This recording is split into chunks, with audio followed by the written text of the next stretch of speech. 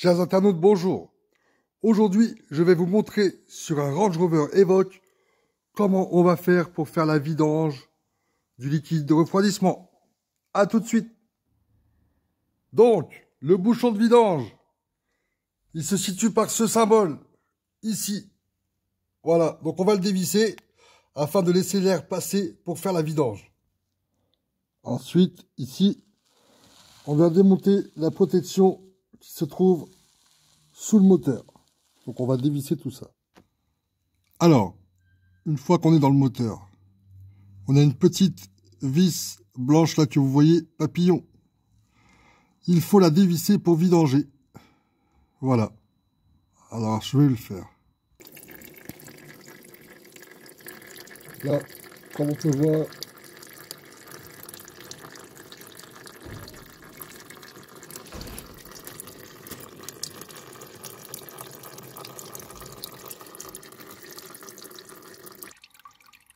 alors, une fois que la vidange est bien faite du liquide de refroidissement, on va refermer cette vis papillon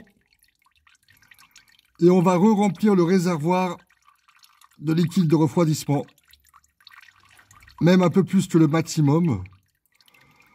Et on va réouvrir cette vis papillon pour retirer le fond qui doit rester en résidu de l'ancien liquide. A tout de suite les amis. Et quand vous regardez bien, le liquide n'est pas transparent. Il est légèrement opaque. Il est sale. On a bien fait de le remplacer nous-mêmes. Donc là, ici, dans le vase d'expansion, on va rajouter de liquide de refroidissement, donc le tout neuf. Mais on va le remplir à ras-bord, on s'en fout. Puisqu'on va refaire une toute petite vidange pour retirer les résidus. Et là, on va refaire une petite vidange de courtoisie, légèrement. On va retirer à peu près 50 centilitres. Et vous voyez comment le liquide est transparent et tout neuf. Donc là, le vase, je l'avais rempli à ras-bord. J'ai retiré 50 centilitres à peu près, hein, en vidange de courtoisie. Et là, on va faire tourner le moteur. Et on va laisser le bouchon ouvert pour que le liquide se répande partout. Et on va voir s'il faut en rajouter ou non. A tout de suite. Voilà. Donc là, le moteur tourne. Le liquide de refroidissement, il a descendu un petit peu. On le voit pas très bien, mais moi je le vois. On va attendre un peu. 5 minutes. Et on va voir s'il faut en rajouter. Quoi qu'il arrive, il va falloir que j'en rajoute un peu.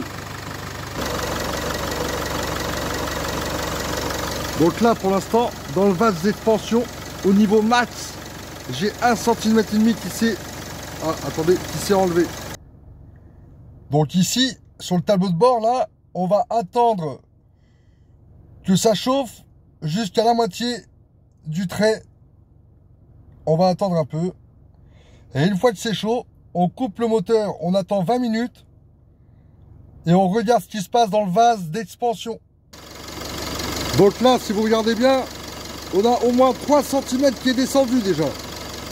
Donc là, ça s'annonce bien.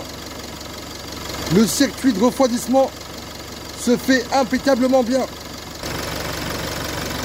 Alors bien sûr, pendant que le moteur tourne, on n'hésite pas à dévisser de temps en temps pour éviter la pression.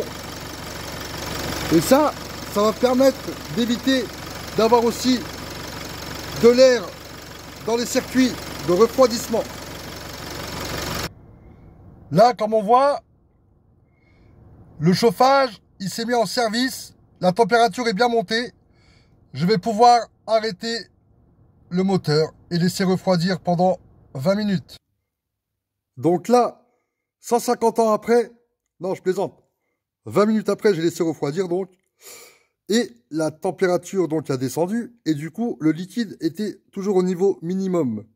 J'ai rajouté une petite goutte, pas plus haut que le bord, au niveau max. Et voilà. La vidange du liquide de refroidissement est bien faite. Coût total de l'opération chez Land Rover, 500 €. Coût total par mes propres soins, 18 €. Voilà.